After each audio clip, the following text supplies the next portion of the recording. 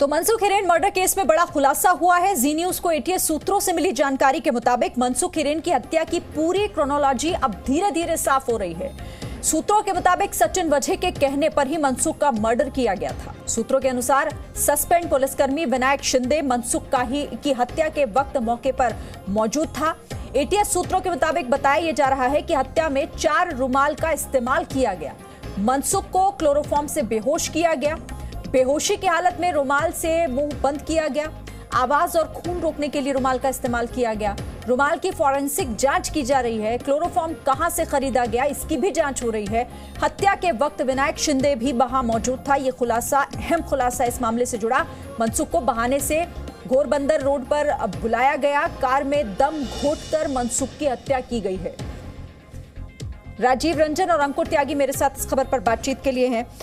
राजीव, ये खुलासे बहुत सारी चीजों को साफ कर रहे हैं। अब ये कहा जा रहा है, ये बताया जा रहा है उस रिपोर्ट के मुताबिक, सूत्रों के हवाले से हमारे पास खबर है कि रुमाल की भूमिका और किस तरह से इस पूरे घटनाक्रम को अंजाम दिया गया।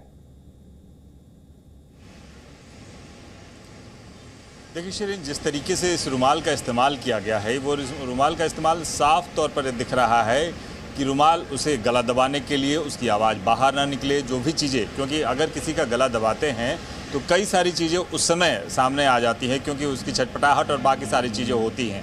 मनसुख अगर शरीर से, उसके शरीर कदकाठी के हिसाब से देखा जाए तो कदकाठी के हिसाब से काफ़ी मजबूत व्यक्ति था। ऐसा नहीं था कि केवल एक सिंपल कोई भी एक सामान्य सा व्यक्ति उसका गला दबा दे और उस तरह से वो उसका प्रतिरोध ना करे, क्योंकि किसी भी हाल में अगर कोई भी व्यक्ति, जिंदा व्यक्ति को या पूरे होशो हवास में व्यक्ति को अगर उसका गला दबाया जाता है तो प्रतिरोध करता है। लिहाजा उसकी प्रतिरोध क्षमता खत्म करने के लिए उसे क्लोरोफॉर्म सुंघाया गया। हालांकि ये भी अभी जांच एजेंसी के लिए एक रहस्य बना हुआ है कि आखिर वो क्लोरोफॉर्म या जिस तरीके से जो भी उसे बेहोश करने के लिए जो भी चीज़ें इस्तेमाल की गई, आखिर उसे कहाँ से लिया गया। क्योंकि जिस तरीके से जो फॉरेंसिक रिपोर्ट में, यानी जो उसके जो डेथ, जो पोस्टमार्टम रिपोर्ट में भी कई सारी चीजें सामने आई हैं, जैसे उसके दिल की राजीव, उसी से इस पूरे मामले से जुड़ा एक सीसीटीवी फुटेज भी सामने आया। वो तस्वीरें, वो फुटेज भी हम इस वक्त दर्शकों को दिखा रहे हैं। अंकुर, और क्या जानकारी है इस फुटेज से जुड़ी? देखिए, ये जो कहानी है, जो झूठ लगातार बोला जा रहा था सचिन वजी के जरिए, उसको एक्सपोज करने वाला विजुअल है। क्योंकि जो मनसुख ने 26 तारीख को मनसुख को क्राइम ब्रांच में लाया गया था, तब सबके सामने मनसुख ये बयान देता है, क्योंकि उस वक्त सचिन वजी भी बिल्कुल बगल में खड़े होते हैं, कि मेरी गाड़ी जो है वो 17 फरवरी की रात को ब्रेक डाउन हो जाती है और उसके बाद में टैक्सी पकड़कर आगे निकल जाता हूँ। ये जो विजुअल है, ये 17 फरवरी की रात को 8:26 का है। ये उसके आगे की कहानी बयां करता है। वो टैक्सी लेकर जो मनसुख हिरेन है वो सीएसटी वाले इलाके में आता है, जहां पर मुंबई पुलिस का हेडक्वार्टर भी है और सीआईयू का ऑफिस भी है, जहां सचिन वजी बैठा करता था। टैक्सी जाती है डीसीपी जोन 1 के ऑफिस के पास में। वहां पे मनसुख हिरेन अपनी इस टैक्सी को छोड़ देता है, वो टैक्सी आगे निकल जाती है। ये विजुअल एस्टेब्लिश करता है कि उसके बाद एक लग्जरी कार वहां पर आकर रुकती है।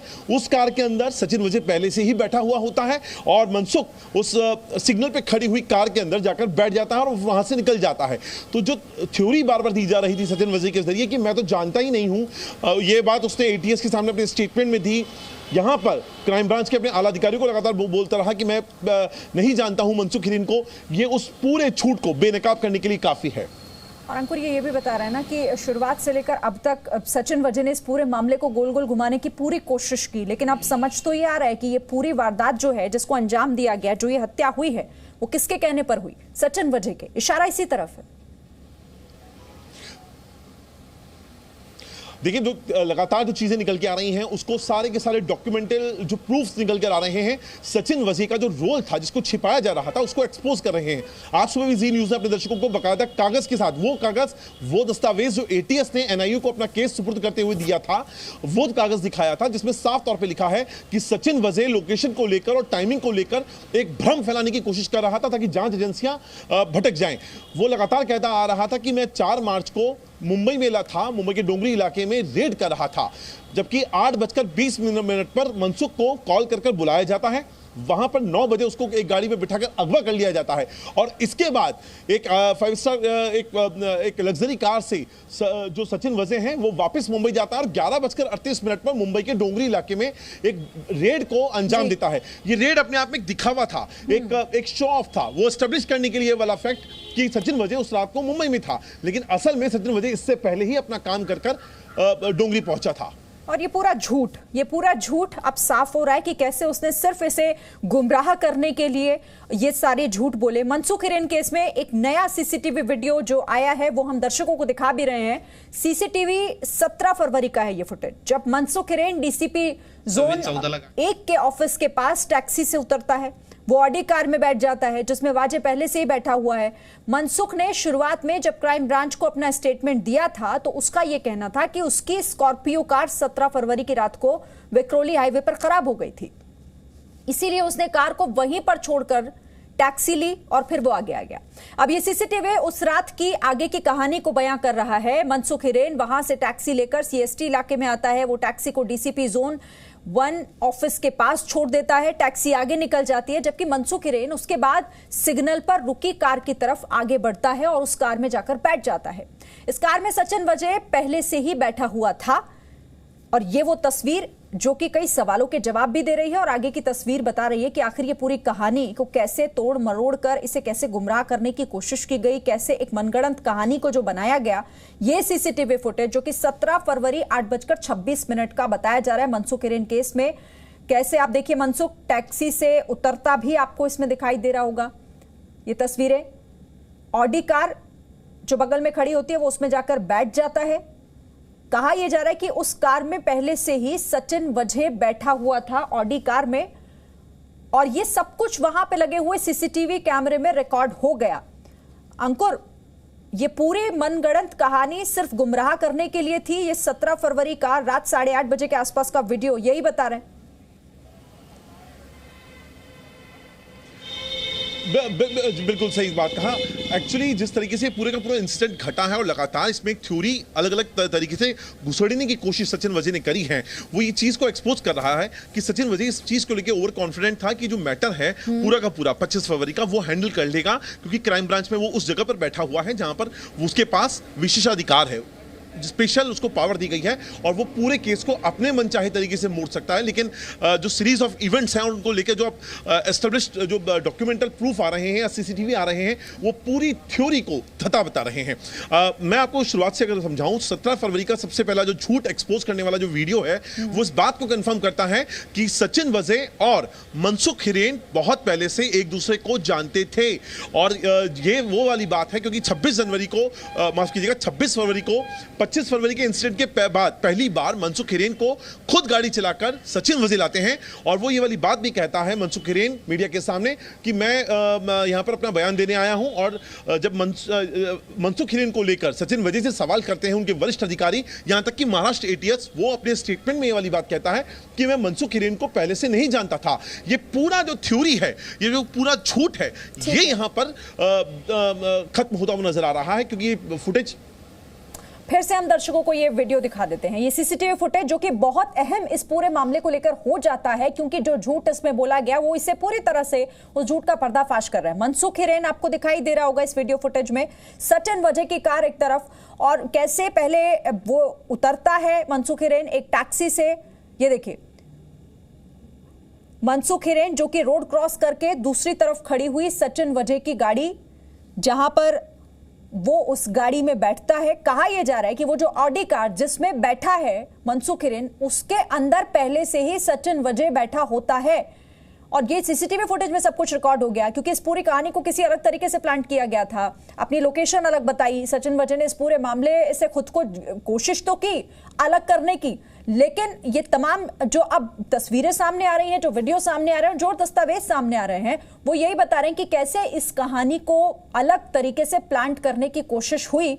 लेकिन सच धीरे धीरे ही सही लेकिन अब सामने आ रहा है। जैसे जैसे ये जांच आगे बढ़ रही है, कुछ सबूत जांच एजेंसी के हाथ लग रहे हैं और फिर इस केस में अभी हम उम्मीद इस बात को लेकर कर सकते हैं क्योंकि जैसे ये तस्वीर बड़ी है, ये केस पूरा उलझा हुआ था, एक मिस्ट्री जिसको सुलझाने की कोशिश लगातार हो रही है, तो कुछ और नाम भी इसमें सामने आ सकते हैं। राजीव,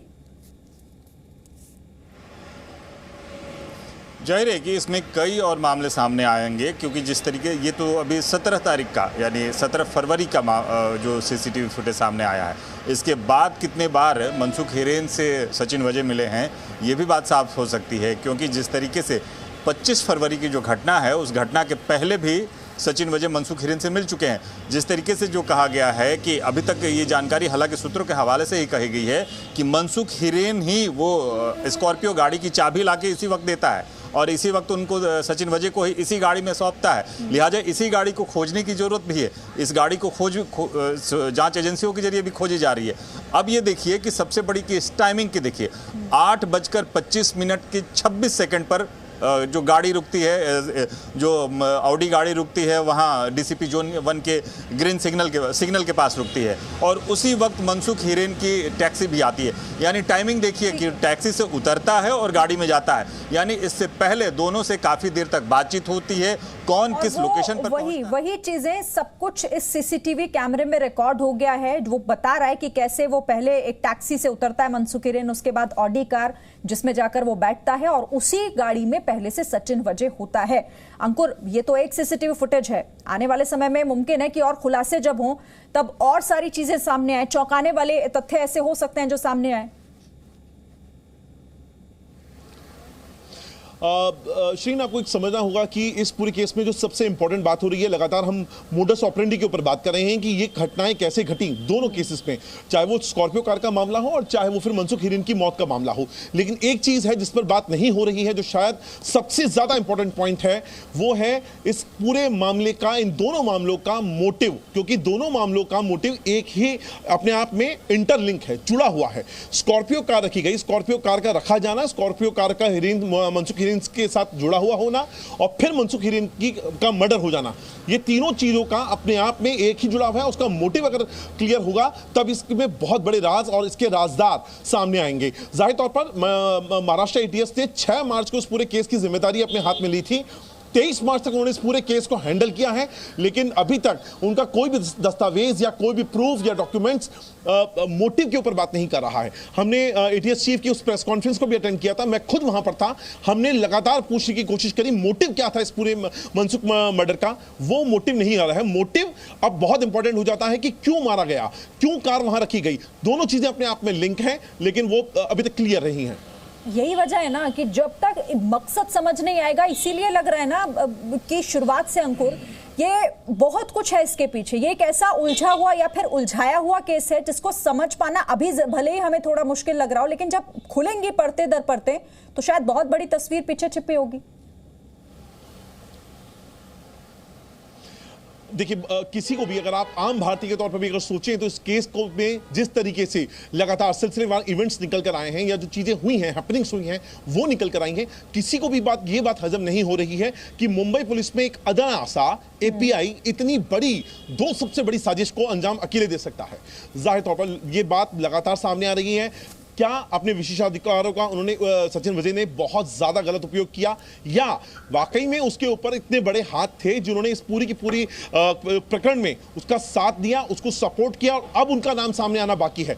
ये वो सवाल हैं जो आगे की इन्वेस्टिगेशन का हिस्सा होगा। एनआईए की जिम्मेदारी अब यहां से तय होती है कि मोडस ऑपरेंडी के साथ साथ वो मोटिव भी देश की जनता को बताए कि मुंबई पुलिस का एक अधिकारी इतनी बड़ी वारदात को अकेले अंजाम कैसे दे सकता है। बिल्कुल, और अगर उसकी तरफ से इतनी बड़ी हिम्मत हुई है, अगर उसने अपने विशेषाधिकार को इस तरह से इस्तेमाल किया, तो जाहिर तौर पर कोई ना कोई शय इसके पीछे है जिसका सामने आना अभी बाकी है। आप दोनों से आगे भी बात होगी, लेकिन फिलहाल शुक्रिया। एक छोटा सा ब्रेक हम यहां पर ले रहे हैं, लौटेंगे कुछ और खबरों के साथ।